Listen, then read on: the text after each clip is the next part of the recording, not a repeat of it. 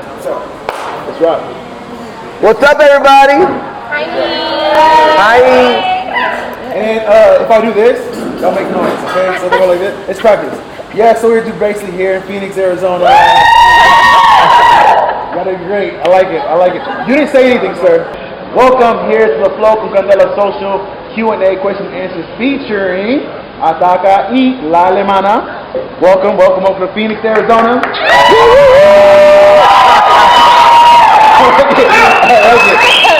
We're here. We have two songs in the house, Yuma in the house. We have a lot of cities here in Phoenix. And how do you feel? How do you guys feel about Phoenix, Arizona? Let's start off real quick. What do you feel? I mean, I've been here in the past 3 weeks. I've been here twice. I think that says a lot. You know, I was here 3 weeks ago, and I decided I wanted to come back, but this time I wanted to bring my lovely lady. So I like Phoenix a lot. I think I can get used to this coming back here more often. Awesome. Okay. That's pretty heavy. That's heavy to say come from George, right? Alemana, how do you feel? I mean, you got here this morning, right? Yeah, we literally got here today. So, no, it's been really awesome. Like, my ladies' styling class, I really enjoyed all my ladies that were in it. So we had a very, very good time. And then the footwork and the co-ed, a lot of people showed up. We had a lot of people for the workshops. That was pretty dope. Considering it was last minute setup, so. Can the both of you run through the situation from Sunday to today? Like what were the steps to make this happen? For sure.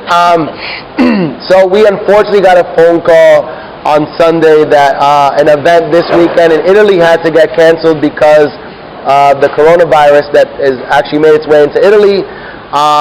We were devastated because the promoter actually was a good friend of ours as well. It's a good friend.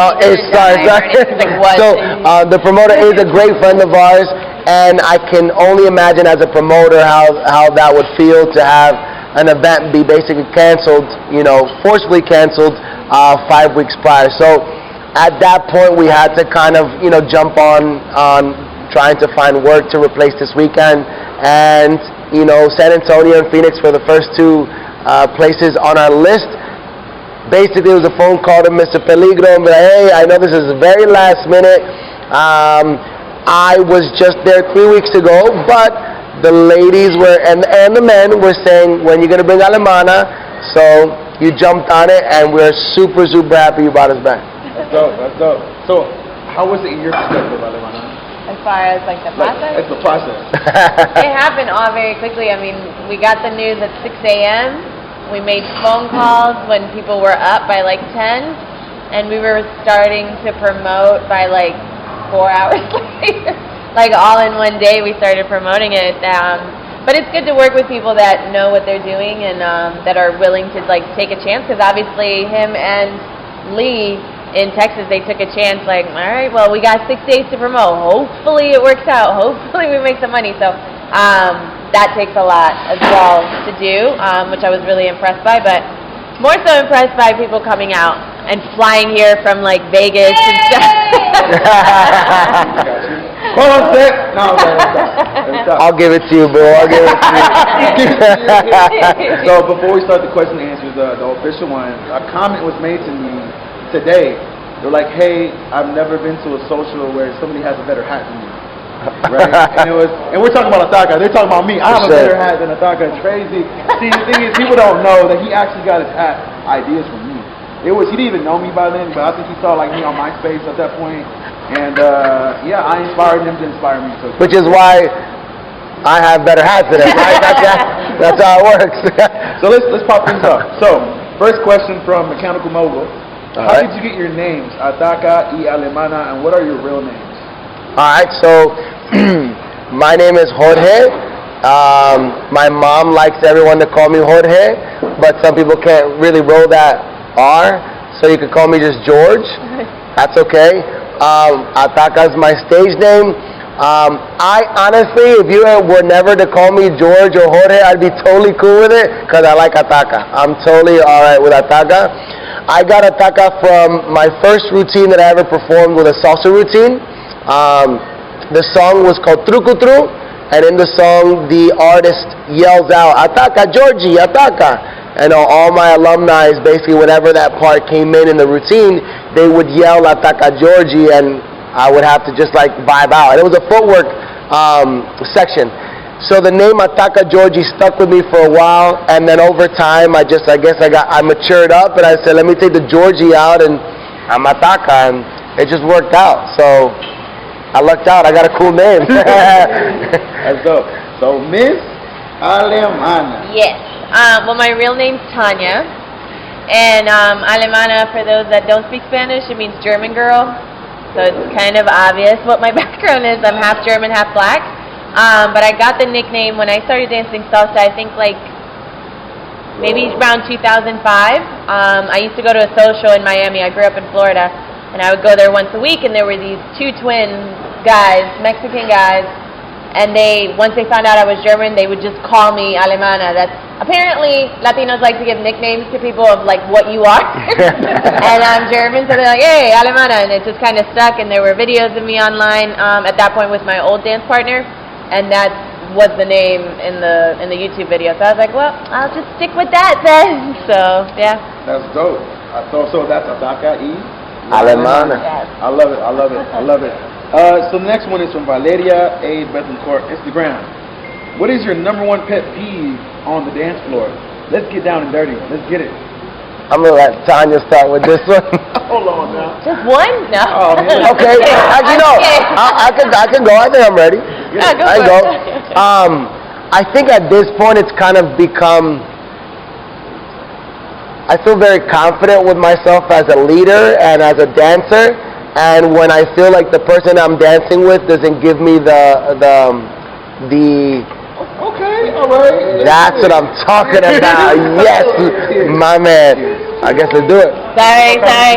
No, thank you so much. That was amazing. And I'm gonna do it. Right now, let's go. So, I would say the one part is a follower not allowing me to lead, or not trusting me to lead. It's a twofold kind of answer. One, thank you very much, that was awesome. One, basically not trusting me, not allowing me to kind of formulate my dance the right way, and taking matters into her own hands. Or two, which I kind of get, there's a lot of videos and stuff, someone being so focused on the video camera, not me. Because I feel like with her, I try to promote connection and show the person you're dancing with, that you're enjoying the time with them. Smile at them, look at them, like don't look at someone else, don't, smile at someone else, like enjoy dance with them and then enjoy a dance with someone else. So when I see someone, looking at a camera, looking at their friends, they're not dancing with me, they're just trying to show off. So really, I think at this point it's become my biggest pet peeve, where it's like, Clearly. please dance with me, not the camera, and trust me. Like, I think I kind of know what I'm doing, please. Can you give us an example of how you look at Alemana when y'all dancing? That's not what he does. That is not what he does, No? please. What does he do? He just, well, one, you don't wear sunglasses, so I can see those pretty green eyes. Okay, hold on. No, it's just eye contact. Like actually looking at someone's eyes is different than looking at their face. For sure. Some deeper connection. That's deep. It's deep. Can you look at my eyes and not my face? Or Yeah. can you look at my face without looking at my eyes? Can I look at your face with that? Yeah. How? It's part of my face. I'm just looking like right here. But But I can see it, but I'm not looking into your eyes. into. So you're looking into. I'm looking into his soul when I'm dancing with him. Oh, deep. My God, I'm a poet. Oh my God. What is your number one pet peeve, Tanya? Dímelo. I think one of my, I guess a pet peeve would be, and it's just for me as like an artist, when I'm dancing with someone and I know it's a lot of pressure, especially for the guys usually, and I get it with the ladies too that want to lead. They're like, oh my God, I got to do everything perfect, and I got to do all the moves that I learned in the past year to make sure that I impress her, and it's not about impressing anybody, it's just having fun, listening to the music, and connecting. I would much rather, and I have actually a lot more fun with beginner dancers, because it's just basics and like simple turn, and not because it's just like, oh yeah, this is easy. We actually get to listen to the song and enjoy the song more, as opposed to trying to follow these crazy turn patterns, and I'm like, let's just have fun. Like, it's not a show, it's not a competition. You're not auditioning to be on our team, so like let's just be cool about it. But I think that's just really one of my biggest pet peeves is the impression factor, I guess, instead of just enjoying the moment. I think I would say. Awesome. Yeah. Awesome. Would you have a second pet peeve? That's a close second. Damn. Okay. Hold on now. Let me put you on the spot. Everybody's like, okay. Nah, I mean, I think if we're talking about just like, you know, me going out on the dance floor and dancing with a specific, you know, with a partner, which I think that's really the key. I feel like I just want someone to trust me. I want to have a really good time. And I think Tanya nailed it too, and I talked about it in the workshop. That's also another thing. I like to balance my dancing out. Like I do like to do basic steps. I like to move her around. I like to take her for a ride. I like to do some turn patterns.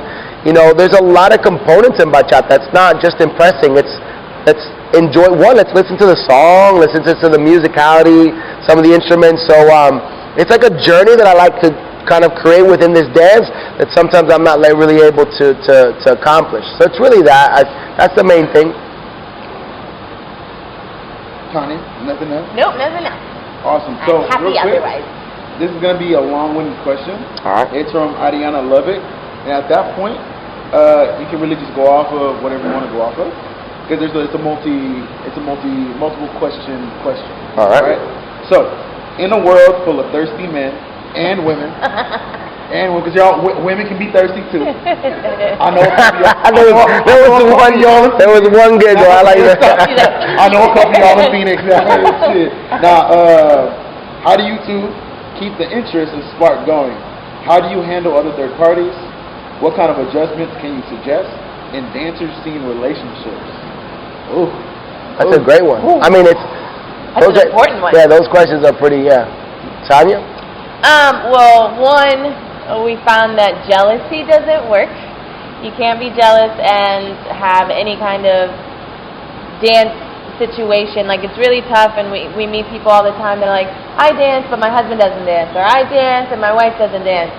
And not that it could be a problem. If you have a solid relationship and you guys understand each other, it works, but a lot of times it doesn't because the other person doesn't understand what's happening. They're like, well, you're just touching people. And especially when it's bachata or kizomba, which is a little bit closer, a little bit more intimate. Salsa, they're like, all right, whatever. But with bachata, it could get a little bit more intimate, and some people just can't handle it. So I think the biggest thing is if you're in a dance relationship, especially if both of you are dancing and going on that question, you know, thirsty people. One, it comes with the territory. We're artists, so it is what it is. But we can't be jealous. One, two, we trust each other. And it's like, I'm wearing the ring, and he's going home with me. What do I have to worry about as far as my end? Sure. And I'm sure he feels the same way. And it's communication. You know, if there is something that ever comes up, we talk about it. Of course. And that's it. Like that's really the biggest thing for us, I think. I mean, I think for us, you know, since the first routine that we ever did, which was Te Extraño, we kind of opened the door for ourselves in one aspect that we knew people were going to want from us, which was connection. You know, anyone that danced with me wanted me to dance with them and look at them as if they were Tanya, and vice versa. And I was okay with providing that because I think that's you know, I want someone to be able to feel like, wow, he's very connected with me without knowing that there's any lines needing to be crossed. This is not a gray area. It's black and white. It's like we're dancing, we're having a good time. I can smile at you, you can smile at me. Let's have a good time. So we always addressed that. We knew that's what came with the territory. Yes, the lines can get crossed at times. You know, thirsty women or whatever can insinuate certain things, and thirsty men can insinuate certain things. But I think that's where the confidence in our relationship, 12 years, you know, that we've been together, it's just, you know, that's just what we've built. We've built the strength, the communication. Obviously, like Tanya mentioned, it's important that after a weekend, if anything happened that weekend that bugged us, we got to talk about it. Because it might have been something that I didn't see, or it might have been something that she didn't see. And that's it. Once we address it, we are aware of it, we're ready for it, and that's that. But I think also, too, more importantly, like, we have to look at some of these things as a benefit of our relationship. Because when I see a guy super pumped to dance with Tanya and, like, really into her, it's like, I feel proud. I'm just like, yo, like that. Yeah. Mine. Yeah, I'm like, yeah. So I actually take the good out of a situation that most people would take the negative out. Yeah. When I see a guy, looking at Tanya, like, wow, you're so beautiful. In the workshops, the guys will be whistling at Tanya. I'm like, yeah, whistle at her. She's beautiful. I ain't even mad at you. So I think I look at it from the positive perspective more than the negative perspective. Yes, some people can be rude and some people can cross the line of maturity, but I never look at it like that. I've always looked at it as like, I know I got a good one in my hands, and I'm really proud of that. So I'm happy for that. You look into her soul. Oh my gosh! I almost wanted to be in a relationship. That's crazy. You almost. Now I will say, and let me not sugarcoat this, guys. Like it's been a challenge. We have literally been together from the beginning, 24/7, 365 days a year. For 12 years. For 12 years. So a big part of that too was has also been really putting effort and focus into our relationship outside of Ataca, Alemana. So when we're home, it's George and Tanya. When we travel, it's Ataca, Alemana. And when we find and know how to distinguish the barriers, that's when we really solidify personal and business. This still happens, but that's what we work on. This over here, we're happy. We're happy there. I guess that leads me to my next question from a beautiful couple from Tucson. How do you manage to handle your personal lives and business even when you are mad at each other?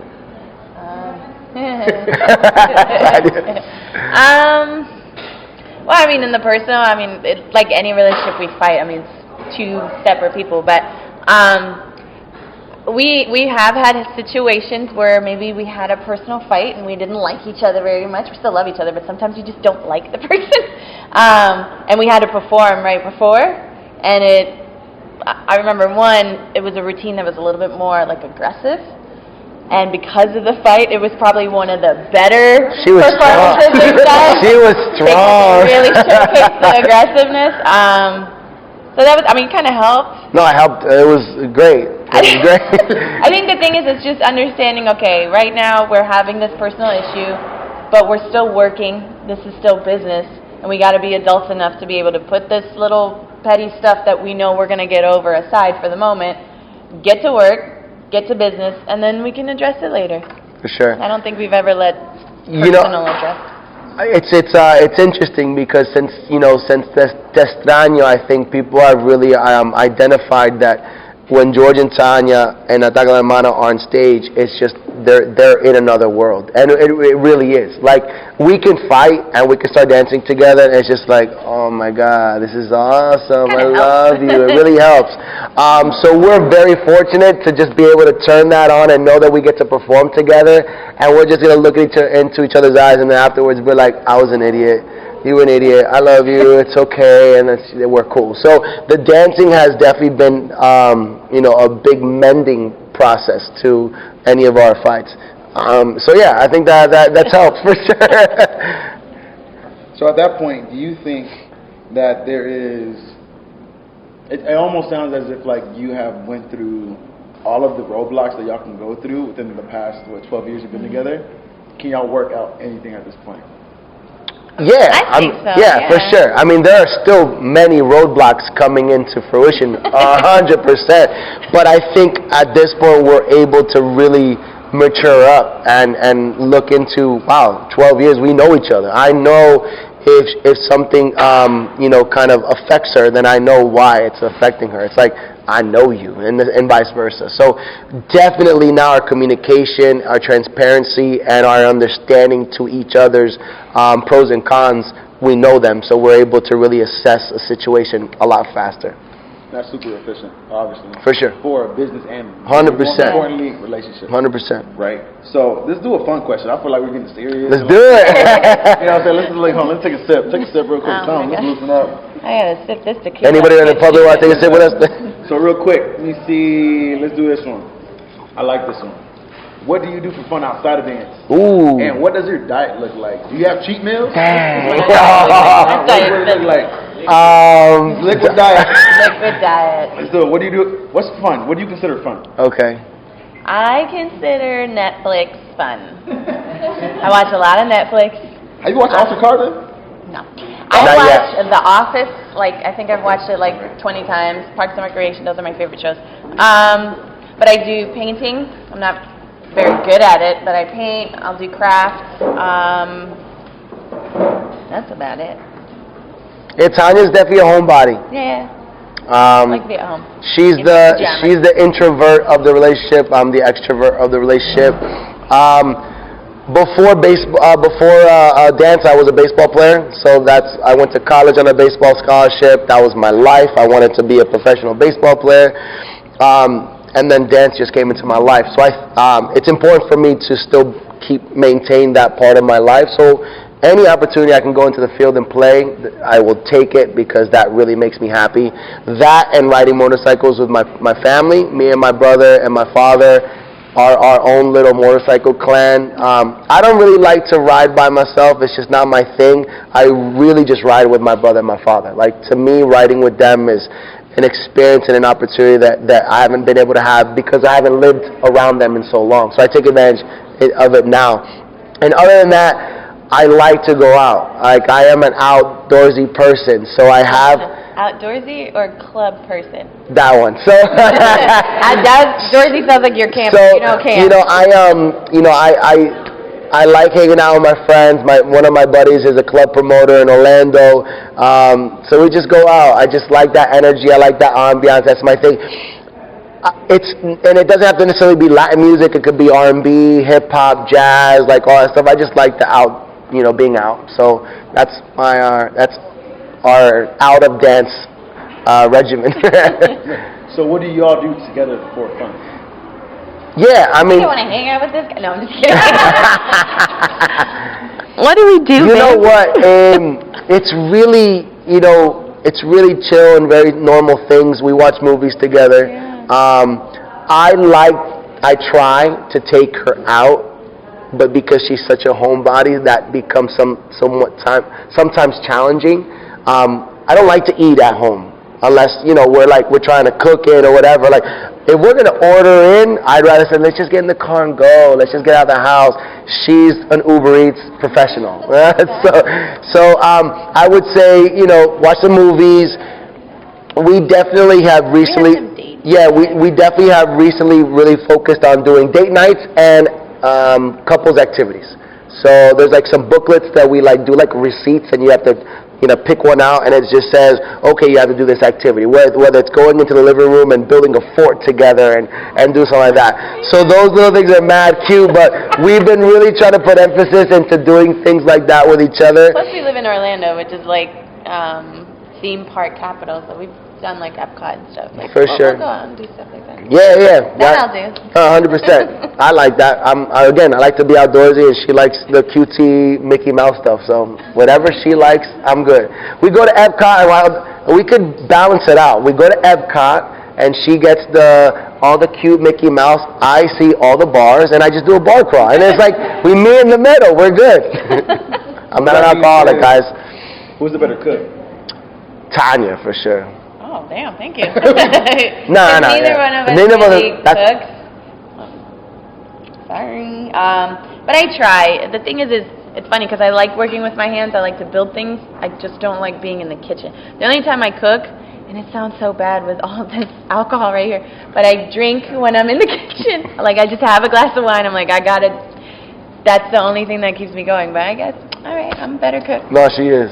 I cook a mean scrambled eggs, a really dope cereal, like you do. A really dope cereal. I got you guys. I really. What kind of bowl do you use? Whatever bowl's available. From IKEA. If you didn't know this, but IKEA, they actually make their plastic. Oh my God. From this mineral from Here we go again. The mountains of Ecuador. Yep. The thing is in Ecuador. Yeah. Right. It's really in the equator of the Earth, right? For sure. So the way it absorbs sun rays. Yeah. It gets all of the B12s. and the vitamin D, right? Yeah. And this is where Sunny D actually gets like their idea. The orange juice. No, it's the orange juice is like literally like inspired by the. Oh, got it. So Wait, hold on. Back up. we don't need to back up. We don't need to back up. Inspired by the equator. We don't need to back up here. I know drink I haven't drank that much. Drink a drink. So basically, the right. plastic gives you extra vitamins For sure. when you eat out of the ones from Makes IKEA. total sense. I get it.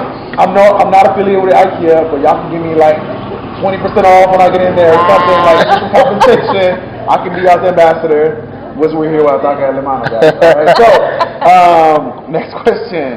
Here we go. Okay, so, really cool question. How did you create your style? And what do you call it? How do you define it? How do you define that style of dancing? Cool. From Roman Kostenko. He's the one that got us the drinks. Shout out to Roman. Hey, Roman. So, Tanya and I were salsa dancers prior to being bachata dancers. That's what we wanted to be. We saw this world of salsa community, and we wanted to be a part of it. We loved these dancers. For those that don't know, the two people that got me into dancing inspiration-wise are Juan Matos and Oliver Pineda. These are two male leaders that I just wanted to be as cool as they were. So since we were salsa, we wanted to come together and be salsa couple. When we tried to attempt to come up with a salsa choreography, it was the worst 40 seconds of a choreography that anyone could ever build, and there was no way that I was going to be able to put that on a stage. So a friend of hers realized that socially her and I danced bachata well, which is why we got into that. But we didn't know what our style was. We had to realize, one, we liked footwork, we liked the salsa turn patterns, we liked connection, and we liked musicality. So that was it. We just said, well, let's just use those four components. And, we took salsa shines, we took salsa turn patterns from other styles. Tanya has a ballroom background. And then we just built what was the Island Touch style. And title-wise, I don't really like, titles. I just call it Touch Bachata because my company's name is Island Touch, so Touch Bachata. But really, I've always told people my style adapts to what I hear. So if I'm listening to Luis Vargas, Anthony Santos, my style is going to be a little bit more traditional, maybe less turn patterns, maybe a little bit more footwork, maybe a lot more energy. If it's a Romeo, I'm going to be like, hey girl, how you doing? So nasty, right? And more turn patterns, more movement around, a couple body rolls, whatever it calls for, and that's kind of our style. So one never really put titles on, but Touch Bachata is ours, and that's kind of where our style has adapted to, and that's why now you see that we really stay strong to the importance of footwork, and it's not even footwork, and I want everyone to understand that it's musicality more than anything. I just want the one part of your body that could connect the most to something like that, which is musicality, is your feet. Because your feet can move the fastest and your upper body is always connected to a person. Right? So if you just let go, you can really do some nice things. And and then just connect and have fun. I think also too, that's the one thing that we feel is kind of it's being lost a little bit. Sometimes it's becoming more of a show now and not so much like, let's just enjoy our time. When you jump on stage, all right, let's go. Perform. But off stage, we just gotta have some fun. You don't need to impress nobody. I'm impressed. Anybody I dance with, I'm impressed because we're together. You came to me, I came to you, and you said yes, and we're dancing. So I'm already impressed. We're gonna have a good time. So before I ask the follow-up questions to that, I just want to point out, hey, in order for us to keep doing what we're doing here in Phoenix, I just want to shout out to Monroe. I know my guy right here in the back. Everybody say what's up to my guy. He's actually hi, my guy. He's one of the owners. Everybody make some noise for Mike. Everybody make some noise for Mike real quick. What's up, shout out? He right here behind the bar. Two gentlemen in the back. What's up, guys? How y'all doing? Tip your bartenders. Tip your bartenders, because at the end of the day, in this community, and just really in any community, it takes people with vision to actually want to invite us and actually be welcoming to our community, because they know we don't drink a lot, but to a point where they open the doors on a Sunday for us, it's really a big deal. And it's more so just as much to take care of us, let's take care of them. Let's buy drinks, and when the social starts, whatnot, buy Ataca drinks. He's borderline alcoholic, but we're not gonna talk about that right now. Functioning. But no, I'm playing. He's just like, he likes to drink, right? And Tanya likes to buy his drinks, and whenever buy me drinks too, because I like to go there. But make sure you're tipping your bartenders, and it really takes a lot for a business to actually donate time. It's almost like a donation to make sure that we can get the reservation, pay that fee, go to the bar, buy drinks, whatnot. So let's make sure we take care of the bar as well. Okay? Shout out to the Monroe, Phoenix. Quick plug-in, Phoenix Shoutout Festival Congress, July 17th or 19th, 2020. Pass are 120 right now. They're increasing within 24 hours. Buy your pass now. Follow-up question. Where did the name Island Touch come from? It's a really great name. Sure. And I think we would all want to know, where did that name come from, and what does it mean to you? It's actually really simple. When I graduated college, I was pursuing the whole teaching thing and being a dancer, but at a very kind of small scale, because I was just teaching. I didn't know how to kind of get to that next level. So I started working for for those of you that don't know, there are two people here, but there is a third person that's very important to the Island Touch name, which is Rudy Lopez and Tigre del Mambo, which will be at the Phoenix Festival, so make sure you guys check him out. Him and I were the ones that actually created the company. He was working at a vice president for a mortgage company. He brought me in to be an administrator or loan officer, etc. Did that for 6 months. The market crashed, and everyone was getting laid off, and we were almost the last two. Called me into his office. He's like, hey, I've seen your dancing really increase. You want to do a dance company together? I'm like, let's do it. And he said, what do we call it? Well, he's Dominican, Puerto Rican. I'm Puerto Rican, Caribbean, island. I like that. Touch, feel, grab. Let's not grab. Let's touch. Island grab. The island grab. Island grab. And literally, Island Touch had a good vibe. And even though we were salseros, we didn't want to be a salsa company. We just wanted to be a dance company. And that was it. Island Touch Dance Academy. That's what happened. Island Touch. That's dope. All right, so I got that. So, I know you kind of touched on it, right? So, it was from playing baseball to dancing. That in between time, that time period in between, what did you do? What did both of y'all do before dance? Before dance, and how was that transition? So, how was the transition? That's really what we want to focus on. Sure. It's from, let's say, you were X, how did you get to Y? For sure. Tanya? Well, for me, after I graduated high school, I became a go-go dancer. Okay, girl, yeah. Yeah, okay. I did that for a little bit, but at the same time, obviously, because that didn't pay the bills, I was actually a licensed customer service representative for an insurance company. Interesting. Yeah, I was almost getting my insurance agent license. No, it was fun, but I think during that time, I was working, I was in an office, and then at night I would go dance, and I normally did hip-hop nights, and then the promoter asked me to do a Latin night, and I'm like, alright, I'll try it. And the one only night that I did, there was a salsa couple that was there, and they were dancing, and they were doing LA style. I don't know if anybody's really familiar with that, but they did like the tricks and the dips and all that stuff, and I'm like, oh, I gotta do that. And funny enough, the guy that was dancing, his roommate, is somebody that years ago when I was like early teens went to church with. He had other ideas. That was not going to happen. But he's like, why don't you come over? We can teach you. I'm like, all right. And then I just learned. I learned dancing, but nothing else happened. No private lessons. It was groups. Yeah, so it just kind of happened. And because I come from a dance background, my mother was a professional ballroom dancer as I was growing up. I did ballroom when I was little. I always had dance in my life. I just never thought of it as a career. Once I got to the States, I was like, all right, the dance is not going to happen. We couldn't afford dance classes anymore, so I was like, all right, I'll just go to college and be a psychologist or something, whatever. But then when I saw them dancing, I'm like, no offense to psychologists. No. Actually, mental health is really important. In 2020, I'm just saying.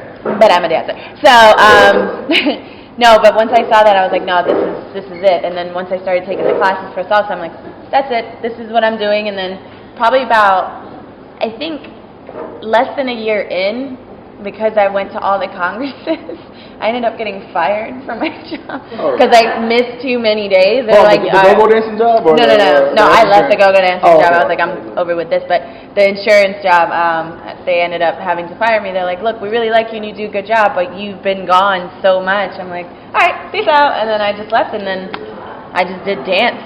And I hustled, and I learned how to teach, and then we opened a studio, and then I met this guy maybe about 2 years later. Awesome. Yeah. That's great. So, I definitely have to give my love for music to my mother. My mother's one of 12 kids, and all of them are somehow connected to music, whether it be just playing instruments, singing. I remember when we were kids, we would do parrandas in Puerto Rico, and we would go house to house, Christmas caroling. And that's where my love for strings came from, because I remember my uncle would be playing a cuatro, and I was the only kid at like 1 o'clock in the morning sitting Indian style, like right here in front of his fingers. I was just drawn to the sound of the guitar. So I think that initiated everything. And then when we moved to Orlando, it was all baseball, professional athlete, do that. When I got to college, I was in a business mindset. This comes from my dad. My dad are hard workers, just everywhere you can to make a buck, let's go. So while I was in college, I actually opened up the first ever barbershop at the college. Really? I ran my own business while I was doing a business administration degree. So I had my business, I would go to classes, implement everything I learned into the business. I was also a resident assistant, so I was just doing a lot of things as well as playing baseball, and then little by little I added the dancing. So all those little components, I knew I wanted to own my own business, and then when dance came in, I said, I want to do a dance company, and I know how to run that company with what I've learned, and that's how it all kind of full circle came around, and I met her, and we hit the lottery with a really dope video that we posted on YouTube. So, and now it's viral. It literally went viral. Like, I believe that was like the beginning of the YouTube era. Yeah, it was like right there. Boom! It was like right at that bell curve. Sure. And it just went viral. So it was crazy. So it's great timing, and it almost seems like the stars were aligned for y'all to be 100%. Ataca, Alemana, 100%. all the way to 2020, sitting here in Phoenix, Arizona. 100%. So let's kind of drive this back into like the dance artistic world. So the next question is, how do you remain inspired and avoid getting burnt out? This is from Jessica.K96 on Instagram. How do you remain inspired and avoid getting burnt out? Because being in the game for so long, right, dancing for so long, it's almost as if there's only so much. You always remain a student to the game, but it's more so like when you're at that master level, like the both of you are. For sure. How do you remain to like inspired and just keep going? I think the key is always be a student. Like, we're always learning. We're still taking classes, whether it's in Latin style or any other style, whether it's hip-hop. I just started a ballet class, which I'm terrified of, but I started it because it's good training, it's technique, but it's also, you get to learn as an instructor. It's also very important to see how other instructors do things, and you can learn from them on like how to communicate, or maybe what not to say, things like that. But as far as the dancing part, when we choreograph, we try to either watch videos to get inspiration. We have many dance friends that we could talk to. We can go to classes, and I think that's really where the inspiration comes from. Because all the dancing is just, there's no pure style. Like, every dance style borrows from each. So that's what we do. I mean, we borrow from all different styles. Yeah, I think my inspiration is more internal than anything, and it's not to sound like super cutesy or whatever, but Rudy and Tanya. So Rudy's his real name is Tigre. So Rudy and Tanya they rely on me as the artistic director of this company to basically continue doing what I need to do to make this company be a 50-year down the road company. So their constant motivation, their constant support, they're my number one fans. They really push me to create and innovate things. So honestly, I don't need any, that's like the only inspiration I need. Granted, my family's amazing. I think just the community in general inspires me at all times, because I'm a sponge. I like to watch. You know, some people don't like to think I like that, but like if I'm at an event and I have a drink in my hands and I'm watching a couple dance, I'm not bored. It's not that I'm just like, oh, you look bored, let's go dance. No, like I'm actually enjoying watching this couple because I get to study what leads work, what follows work, what's in demand, what needs to be added, what needs to be tweaked, and I use that into my teachings. So, you know, I think everyone around me inspires me to be better. And I think bottom line, I always tell myself, I want to provide from my perspective and my role in this company, whatever I can possible for this company and our careers to last as long as we can walk and dance. So that, I think that's enough for me to continue dissecting music, you know, creating new concepts like quadrants and all this other things. Like, these are all new components I'm just testing the waters on, and there's a lot more coming. You know what I'm saying? I'm just testing the waters. I want to create, I want to innovate, I want to start new things. So we're nowhere near that. Nowhere near. Oh, not at all. Oh, like, no. We just started. Every year we tell each other, we tell the company we are just getting started. And that's why we're doing so many new things and new ventures that excite us to do more. No, that's dope. It's a really great question. Even better question is this one. Uh-oh. Is there a difference between European dancers and U.S. dancers? Yeah. If so, what would you say that is? I think, well, if we're talking about like the Latin styles, right, which come from the Caribbean, so the Caribbean's a lot closer than to the U.S. than it would be to Europe. My experience with the dancers, particularly just the women, I feel like the women in Europe, they definitely are trained a lot more in classical styles. A lot of them take a lot more ballet, jazz, so you see that in the competition, you see that on YouTube. They're very proper, but as far, I would say the feeling, like the flavor, is just so much better in the U.S. in my opinion. And I think it has to do a lot because we have the Latin Americans in the U.S. more, and a lot more Latinos in America just in general. Shout out to my Latinos here in the United States, in Phoenix, Arizona. Latino heavy, ya tú sabes, por la cultura, for the culture, hashtag Los Mandela, hashtag follow us, hashtag Eddie Believer. But yes, I think this is amazing. Did you know that? You're not sure. Yeah, in my opinion, For sure. my personal opinion, I do feel, and it better is, you know, subjective. I feel like better in what I feel is the flavor part, because technique is great, but we're still doing a social dance. Technique is important to me if you're doing a show or if you're competing. Other than that, on the social dance floor, it doesn't matter. As long as you don't rip my arm off and we're having a good time, I'm good.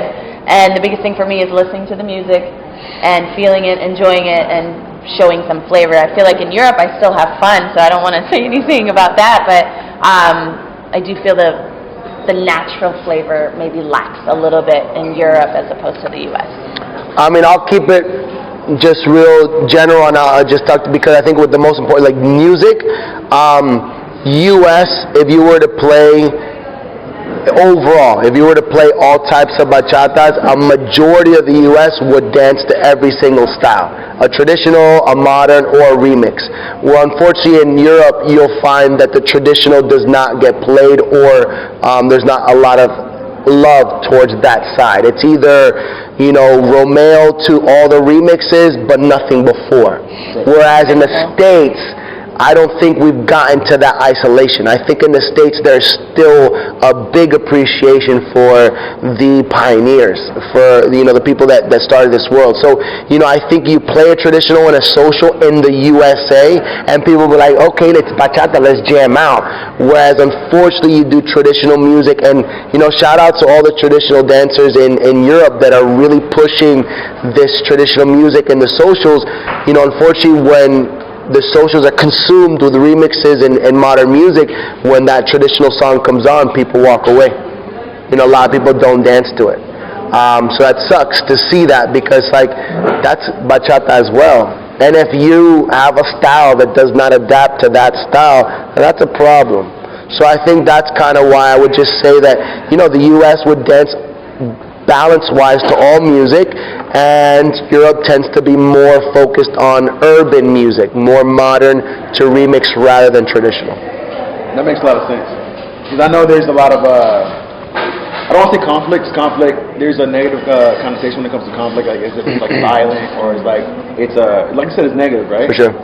But there's like the argument between, is bachata fusion really bachata, or is traditional? Why don't people dance more traditional? Like it's all bachata. It's just the titles. Just the titles confuse everyone.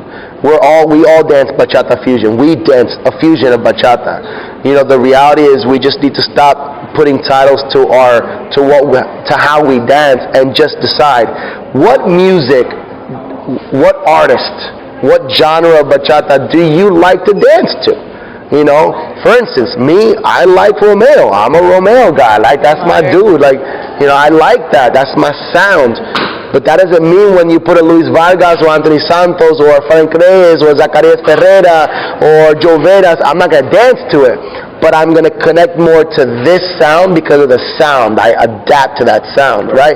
So you just choose what sound. Now, some people like the remixes, and I understand, because some people like the kind of hip-hop-y trap vibe. It matches their style. I ain't mad at them for that. I just don't, I'm not a big title of style. Just choose what you like to dance, support bachata, and push it. Like, that's it. But the division of, oh, I'm a Dominican style dancer, I'm like, yeah, we all are. You know what I'm saying? So that's why titles I'm not a big fan of. But music, yeah, I'm okay with people choosing. I like traditional, I like modern, or I like remix. Yeah. So I guess this is a really, like, not a sensitive subject, but sometimes you just got to put it out there, you know? Okay. How important is it to appreciate the culture of what you're enjoying? How important is it, or is it important? I'll speak because I'm not Latina and I don't speak Spanish. What? Hold on, what? What? Volvió. No, I was reading that.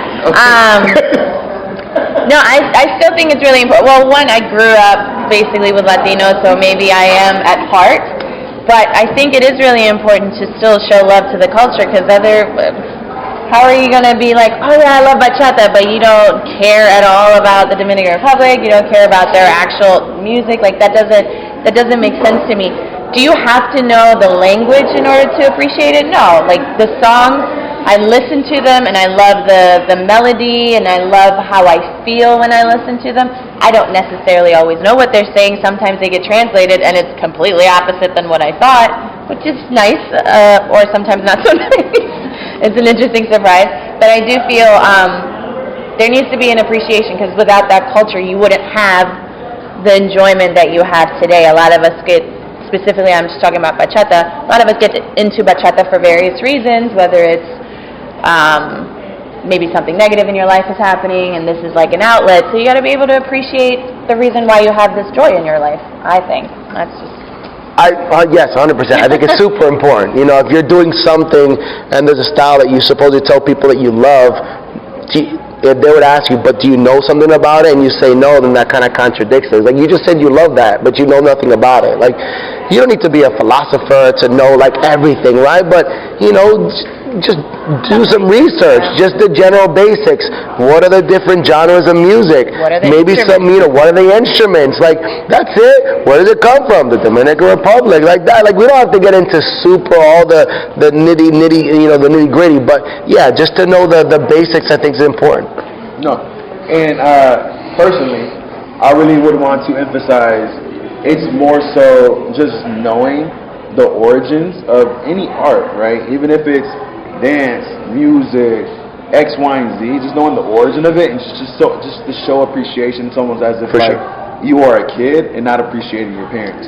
It might be a deadbeat dad, it might be a mom that wasn't home or something like that, but always appreciating that, hey, if it wasn't for these people, you wouldn't be. Of course. Even if you ended up in a very positive place because of a negative interaction or a negative upbringing, negative whatever, right? At the end of the day, without that experience, something beautiful might have not happened.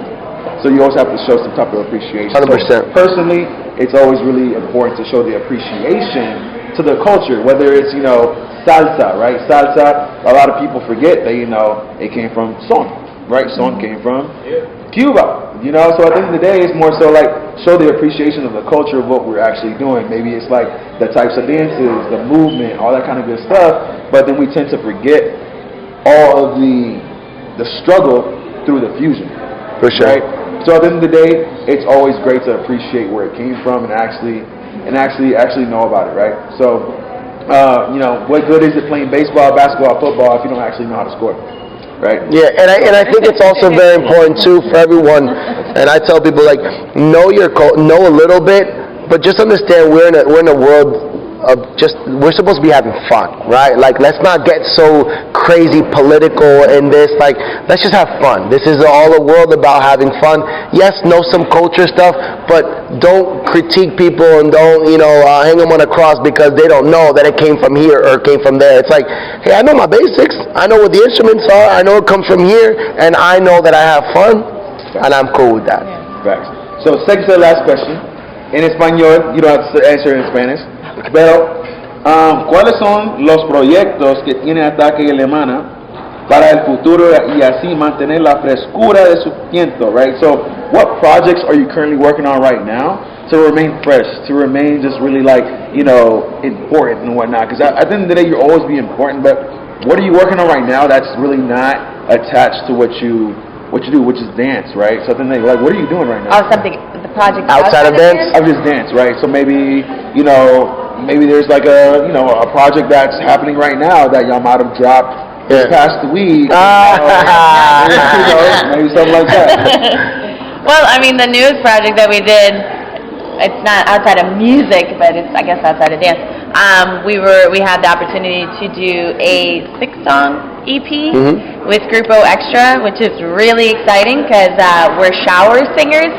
So to sing now on an actual record it's a different thing, but it's really exciting. So that's something new that we're trying to like dabble in.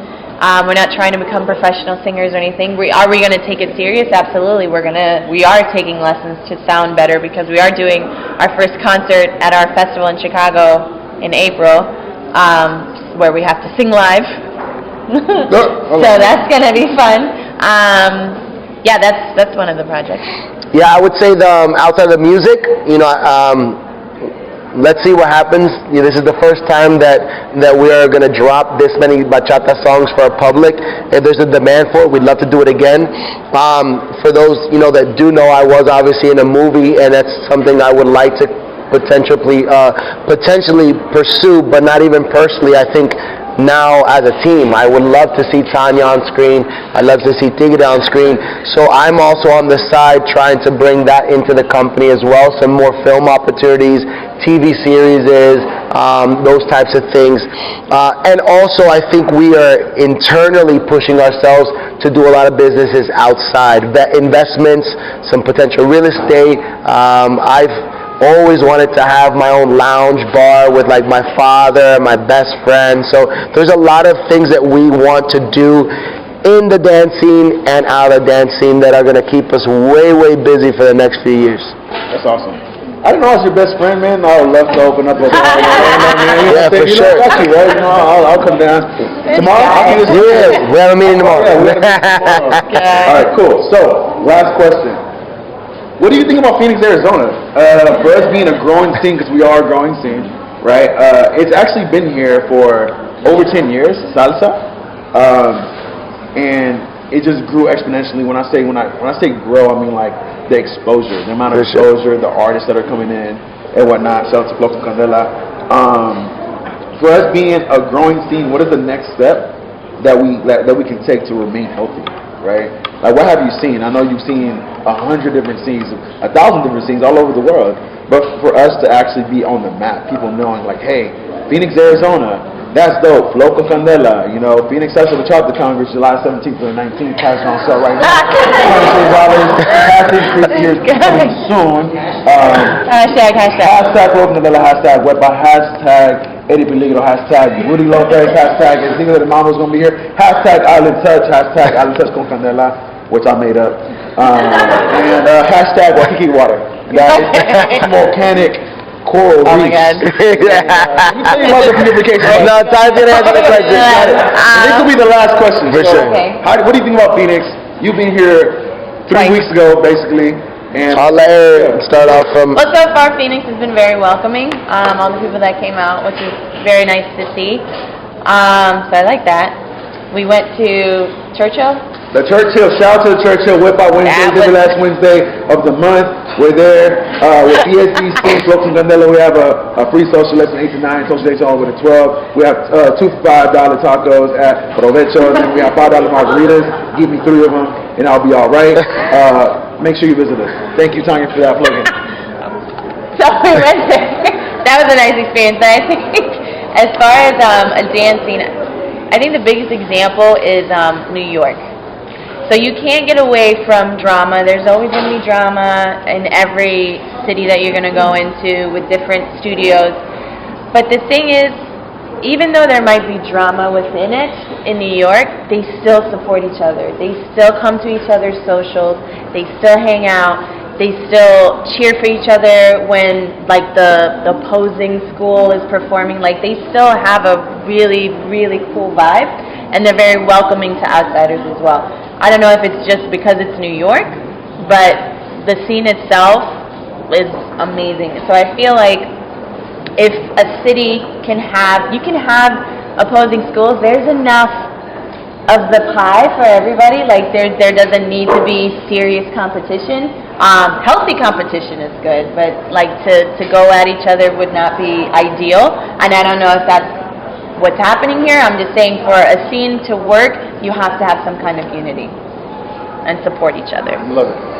I love Phoenix. I've been here 2 times in the last 3 weeks, and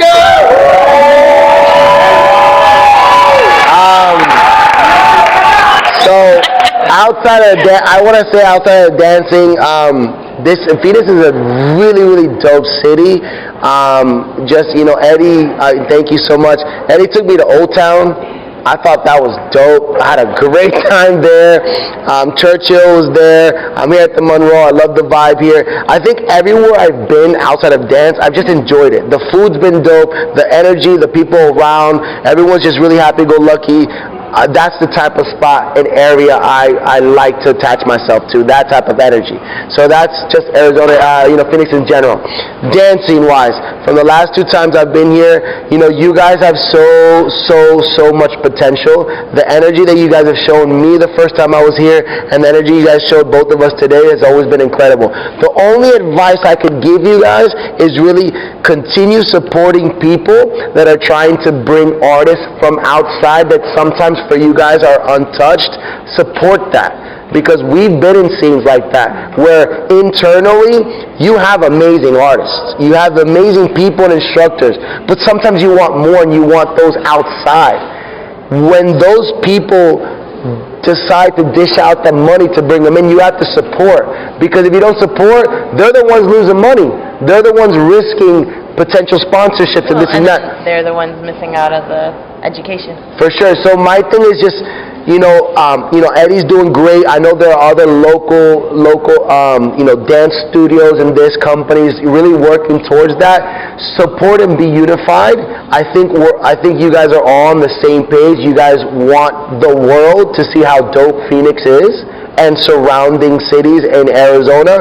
So just continue supporting that, because there are others. I'm telling you guys, there are other dope artists in the USA that would love to come here, that can really teach you guys some cool things. And I think it starts with people like, Eddie, people really going out on a limb and saying, I want to bring the best of the best for my community.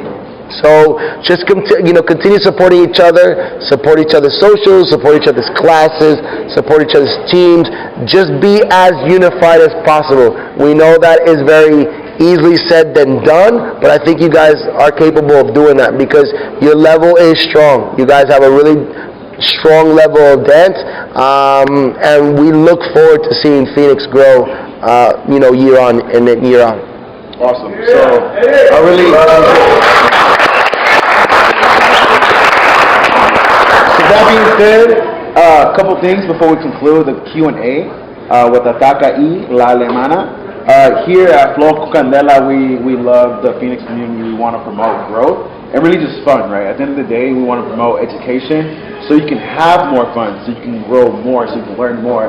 When you go social dancing, at the end of the day, there's different types of motivations, right? Some people just want to go out and social dance. Some people actually want to be, the next Ataca y Alemana, right? So at the end of the day, respect each other's perspectives, but don't forget that we're all doing this because it makes us feel good, right? So at the end of the day, like I said, come to the workshops. Next week we have Benny and Ashley. Some of us are salseros, right? We want to do more mambo. Shout out to Benny and Ashley. Shout out to Portland, Oregon. They're a really great team. The week after that we have Dijon and Chloe. And then we're also hosting at these great studios, right? Shout out to QVA today, right? And it's not really called QVA, it's called Cuba. Cuba, right? Cool. And that's pretty dope stuff, right? So shout out to them always opening the doors for big classes, right? Shout out to Alan, aka Elaine, Roy. That's not my name. Shout out to Alan. He's always opening his doors. So at the end of the day, we do have a community that supports each other, and we just have to continue to support so we can all grow. And the next Alemana comes out of Phoenix. The next Ataca comes out of Phoenix. And it all starts now, right? So, like I said, Benny and Ashley next week, Dijon and Chloe the next. But what is most important, I feel, aside from the people and the passion, is how we get the message out. So I just want to say shout out to Nereus, and Yeshua David. Here in Phoenix, they record all of our content, right? And they provide it online. But also a huge shout out to Creators Lab, Raul Medrano and Eddie Sanchez from Los Angeles. Creators Lab do a lot of good work around the world, especially here in Phoenix. We've been bringing them out, month after month so they can capture our moments. So whenever you see them, give them a high five, handshake, and a drink so we can support them and grow as well, okay? But other than that, Ataca and Alemana, they're going to kind of go through the social dance experience because there's just so many of us and we have a limited amount of time that we can't just dance the whole song with one person, right? So they're going to run through how they kind of social dance, and other than that, interact with them, right? They're not super, over here trying to oh no, I'm trying to stay away from people. No, they're a part of our community now. They're a family. So, let's listen to them and let's see what they have to say. But other than that, that concludes the Q&A session with Ataca y la Alemana here with Flow Candela, Island Fresco Candela in Phoenix, Arizona. Ya tú sabes, Lido, Ataca, Alemana, let's go.